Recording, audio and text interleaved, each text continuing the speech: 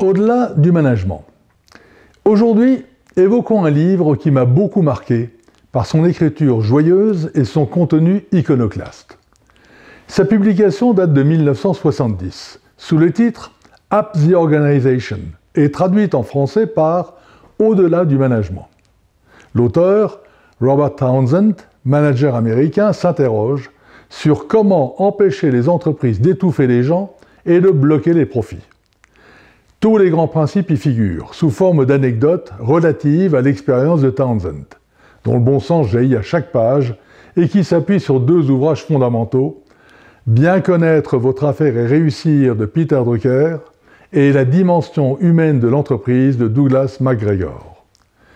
Il se livre sur la façon dont il a mis en application cette fameuse théorie Y de Douglas McGregor, qui consiste à considérer que l'homme étant naturellement autant fait pour le travail que pour le jeu ou le repos, le contrôle et la punition ne servent à rien, car l'individu est capable de se réaliser et de s'investir si on l'associe au but de l'entreprise.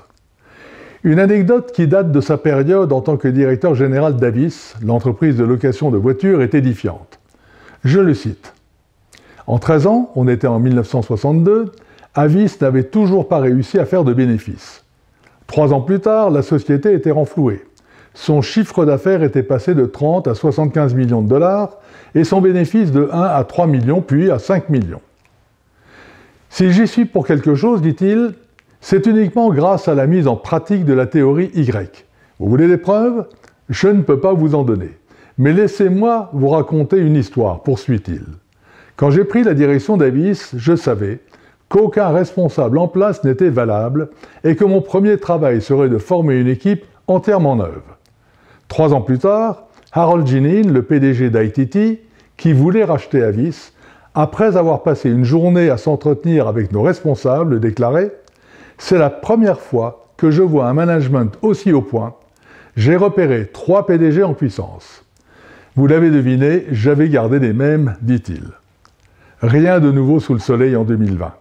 Le management, c'est d'abord du leadership et du management des hommes. Or aujourd'hui encore, alors que les rapports humains évoluent vers plus d'empathie, beaucoup de leaders continuent à diriger de façon coercitive. C'est tellement confortable. Vous devenez alors à la fois une machine à capter toute l'information nécessaire à prendre les décisions et celle-ci prise, un distributeur d'instructions.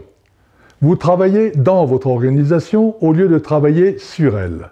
Au contraire, considérez que toutes vos équipes sont constituées de personnes sensées, sensibles, compétentes et dont la motivation n'est pas fondée que sur la seule rémunération, va vous aider à multiplier les sources de progrès. Quelques attitudes simples vous y aideront. Bannissez à tous les niveaux les comportements hiérarchiques d'un autre âge. Encouragez ceux qui osent, ceux qui prennent leurs responsabilités, qui font preuve d'initiative, même s'ils se plantent. Valorisez la compétence, oubliez le grade. Entretenez la flamme en célébrant les quick wins. Créez un climat de travail agréable, détendu et responsable. Ne coopérez qu'avec des gens qui aiment les gens et éliminez les toxiques. Restez toujours positif, même dans l'adversité. Maintenez autour de vous un mental de gagnant. Gardez à l'esprit que l'enthousiasme ne figure à l'actif d'aucun bilan et c'est pourtant lui qui fait des comptes de résultats positifs. À bientôt.